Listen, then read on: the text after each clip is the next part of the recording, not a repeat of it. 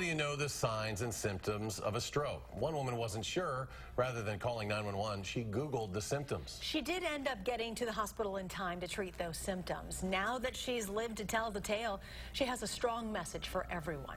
Jamie Perez shares her story for World Stroke Awareness Day. When the hands of a clock seem to push the boundaries of life, time can sometimes be the longest distance between two places. For Jennifer Gardner, one of those places started here. It was on September 28th. On September 28th, Jennifer could have taken her last breath here on Bascom Hill. Then I started drooling. Then I spoke out loud, and I couldn't understand myself. She was having a stroke and didn't know it. Googled what's the symptoms of a stroke. A coworker saw her and took her inside a building nearby, unsure of what was wrong. Another coworker was the one who knew that time was of the essence. You could tell that her face was droopy and she didn't speak clearly. And I knew right away she was having a stroke. Jennifer was quickly taken to the hospital. Just minutes had passed, but for her, time just seemed to stop. I was afraid I was going to die. But just like that, time was on her side. Within 3 hours, I had the symptoms, got into the hospital, had the TPA, had the surgery, and when I came out of recovery, I could talk. She can now talk about her story of being a stroke survivor. No, there was no indication that I would ever have a stroke. Just 47 years old and in good health, she would have never thought this could happen to her. 730 hours later, she's alive to thank the people that made it happen.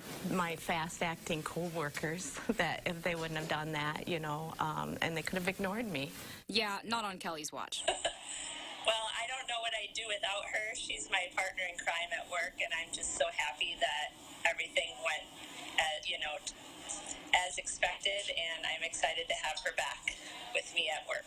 Doctors treat patients who have strokes on a regular basis, but in Jennifer's case, everyone was in the right place at the right time and with the right knowledge. I was really just grateful that her coworkers recognized what was happening, and having other people in the community recognize the symptoms of stroke even if they're not happening to them. Recognizing the symptoms of a stroke is what helped save Jennifer's life, even when she didn't want to believe it was happening. I was embarrassed. I was scared. I was really, really scared and didn't want to believe that that's what was happening. She said she didn't call 911 because of those very reasons. I didn't want to bother anybody. You're never bothering us. That's what we're here for. In an emergency where time is everything, the golden rule is the sooner the better. Closer to what we call the golden hour, which is that first 60 minutes. Maybe we can call her the golden survivor, for someone who believes this happened for a reason. I had a wonderful outcome, and maybe it was a part where I'm supposed to tell people this. I don't know.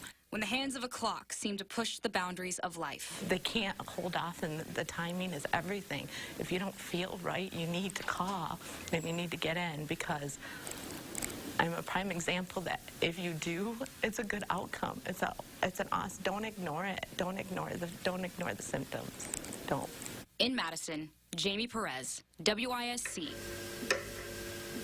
News 3. Lucky to be alive and happy to tell her story.